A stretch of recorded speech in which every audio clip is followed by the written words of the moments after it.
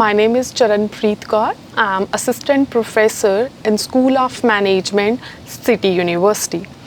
Today, we are starting with the topic that is strategic management. Firstly, we are study about the learning objective. After the study of this lecture, you will be able to state the meaning, nature and importance of strategic management, dimensions and benefits of strategic management, risk involved in strategic management process, and mission, goal, and objectives of strategic management. So, firstly, why to study strategic management? It is a central operation for the variety of business in different sectors and environment. It helps in monitoring, analyze and assessment of all the necessary things for an organization in order to meet its goals and objectives. It is essential to set the objectives and work on attaining them. It also deals with the making of decision about the future of an organization. It also helpful in identifying the direction of moving a team. Moreover, the strategic management aims the development of awareness of the process that an organization achieve by interacting different departments. So, start with the introduction part. What do you mean by strategic management? Strategic management makes fundamental decision about the future directions of a firm, its purpose, its resources, and how it interacts with the environment in which it operates. Every aspect of the organization play a role in strategy. Its people, its finances, its production method, its customers, and so on. It is the identification of the purpose of an organization and the plan and action to achieve the purpose.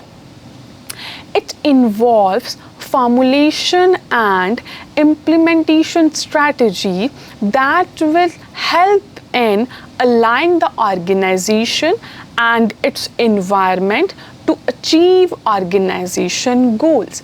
Strategic management involve those management process in organization through which future impact of change is determined and current decisions are taken to reach a desired future. In short, we can say that strategic management is about envisaging the future and realizing it. So, after the introduction part, we are starting with the definition of strategic management. According to the Alford and D. Lemick and Taylor, they give the two different strategic management definition. Firstly, according to the Alford, strategic management is concerned with the determination of the basic long-term goals and the objective of an enterprise and the adoption of courses of action and allocation of resources necessary for carrying out these goals. And according to D. Lamping and Taylor, strategic management consists of the analysis, decision, and action an organization undertake in order to create and sustain competitive advantages. In conclusion, the real strategic challenges the managers is to decide and strategic that provide competitive advantage which can be sustained over time. This is the essence of strategic management. After the introduction and definition of strategic management, so let's study strategic management is basically concerned with. It is basically concerned with the analysis of strategic goal like vision, mission and objectives, along with the analysis of the external and internal environment of the organization.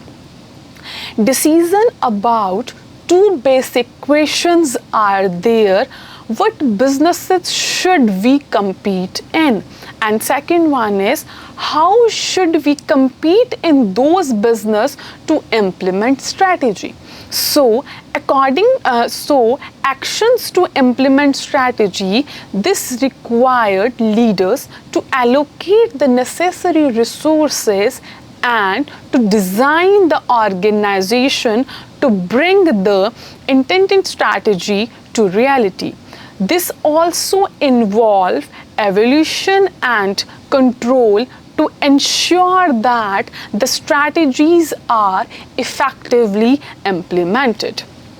So next, we are study about the nature of strategic management.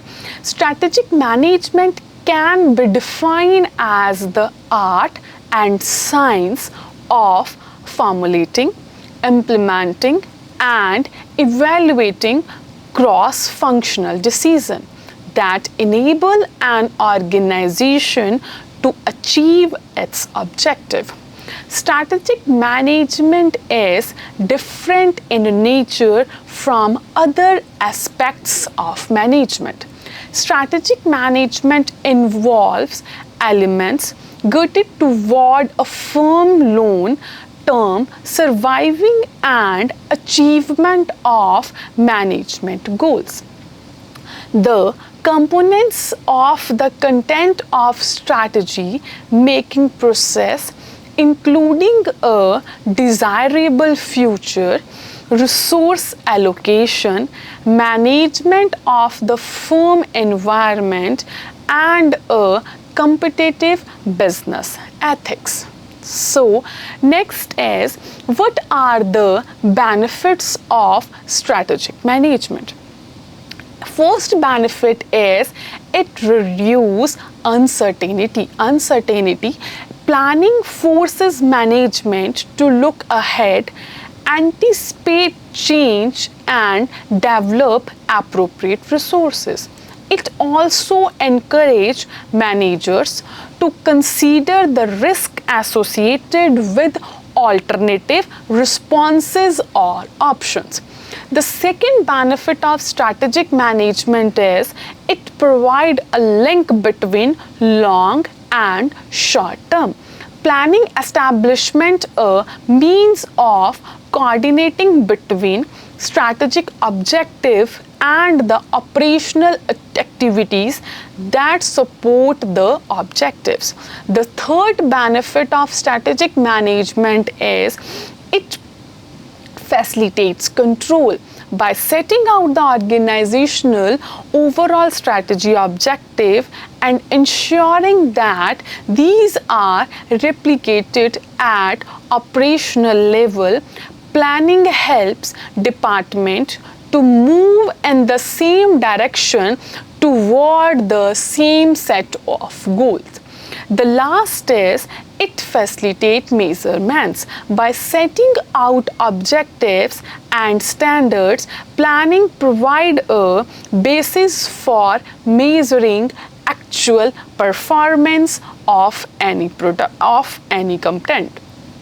Next slide is about strategic management has thus both financial and non-financial benefits.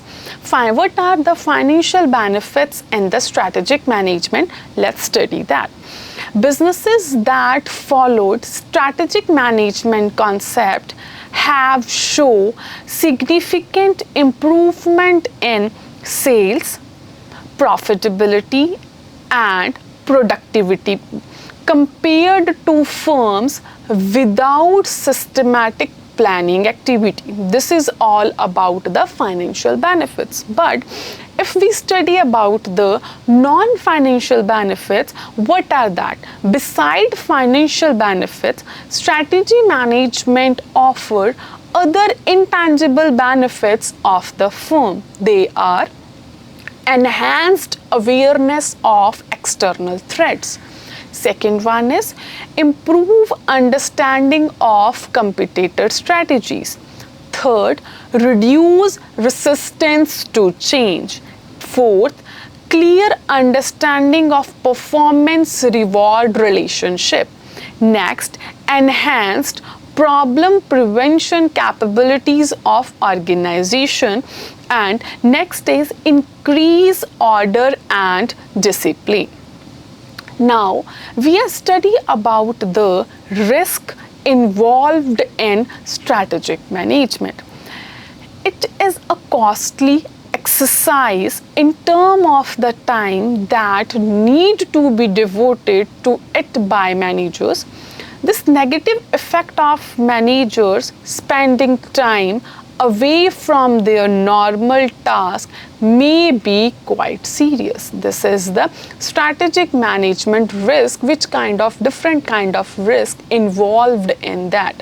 The second risk is a negative effect may arise due to the non-fulfillment of the expectations of a particular manager, leader, to the frustration and disappointment.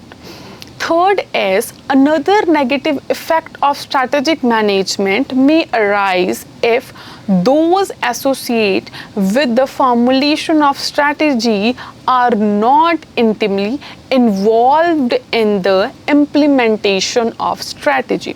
The participants in formulating of the policy may shrink their responsibility for the decision taker. Next, we are studying about the strategic management process. Strategic management process is basically divided into 4 different elements. First is strategic analysis, second is strategic choice, and third is strategy implementation, and next is strategy evaluation and control. Each of these contain further steps corresponding to a series of decision and action that form the basis of strategic management process. So let's start with the first, that is strategic analysis.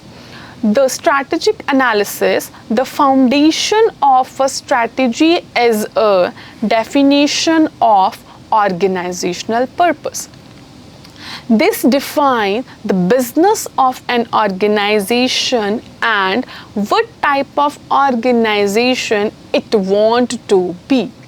And many organizations develop broad statement of purpose in the form of vision and mission statement.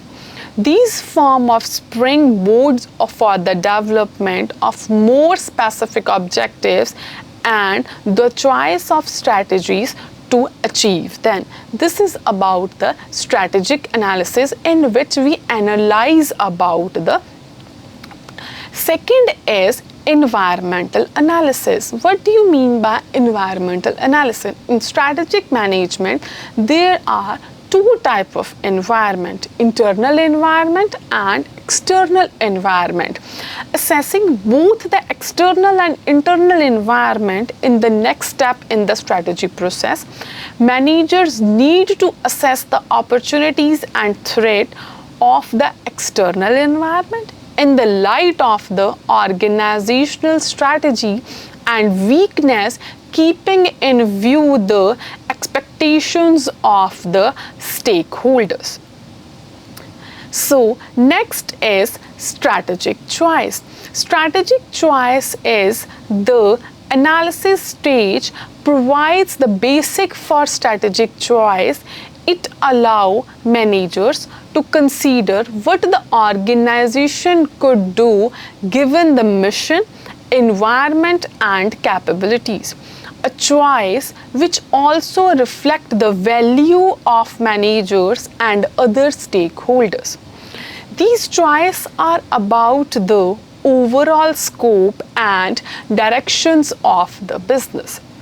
Since managers usually face several strategic options, they often need to analyze these in terms of their feasibility, suitability, and acceptability before finally deciding on their directions. Next is strategy implementation. Implementation depends on ensuring that the organization has a suitable structure, the right resources, and the competencies, example, skill, finance, technology, etc. Right leadership and culture.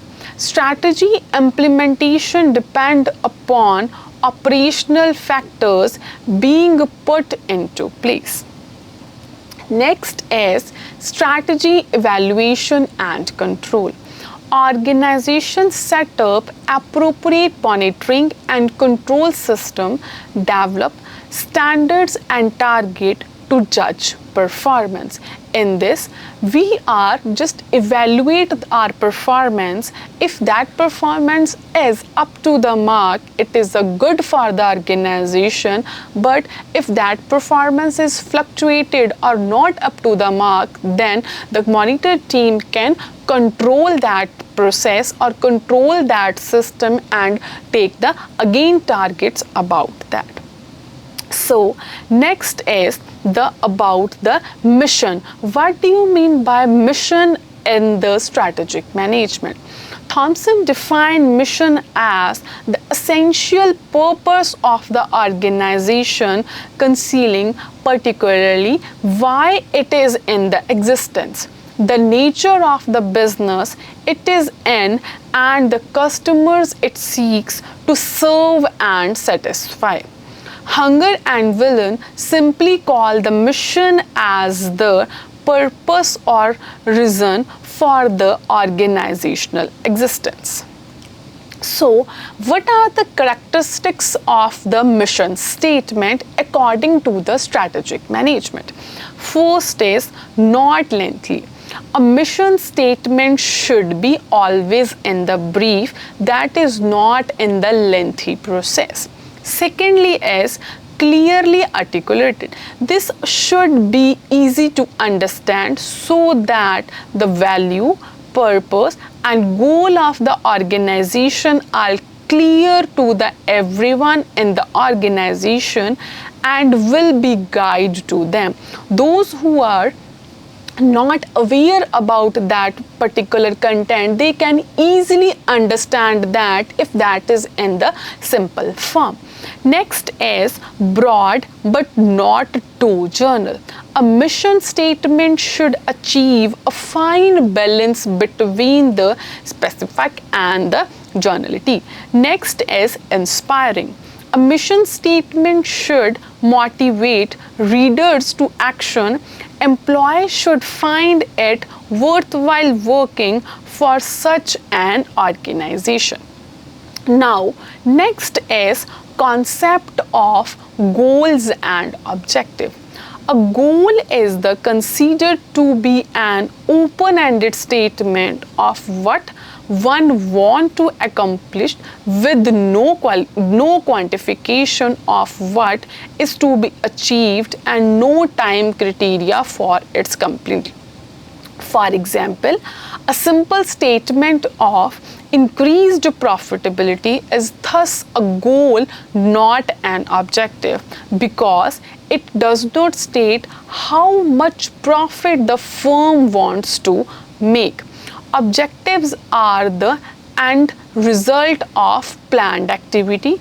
They state what is to be accomplished by when and should be quantified. For example, increase profit by 10% over the last year is an objective. So, with the help of this slide, you can easily understand the goal and objective concept in the particular types. Next is types of goals. First is environmental goal. An organization should be responsive to the broader concern of the communities in which it operates and should have goals that satisfied people in the external environment. For example, goal like customer satisfied and social responsibility may be important environmental goal. Second is output goal. Output goals are related to the identification of customer need. Issues like what market should we serve, which product line should be followed, etc. are example of output goals. Thank you.